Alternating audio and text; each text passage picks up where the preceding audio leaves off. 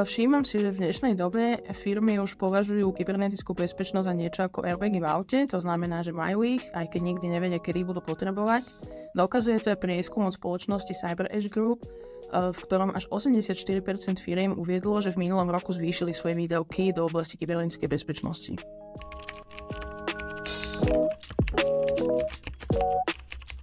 Ak firma podcení ochranu dát, tak to pokojne môže nechať otvorené svoje prevádzky alebo sklady a na dvere vyvesiť nápis Vítajte zlodeji.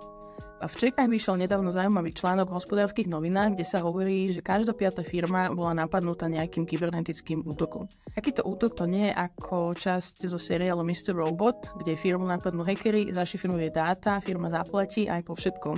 Hackerský útok dokáže niektoré firmy doslova knockoutovať.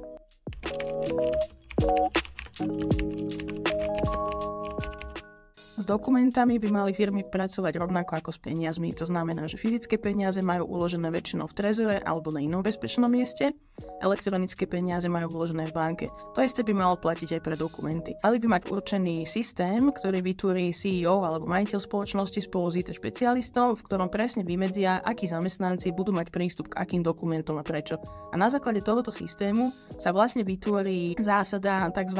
Need to know, čiže žiadny zamestnanec nebude vidieť všetko, ale bude vidieť len ten kúsok koláča, ktorý potrebuje na prácu. Všetko môže vidieť len majiteľ firmy, CEO alebo úzky okruh zamestnancov.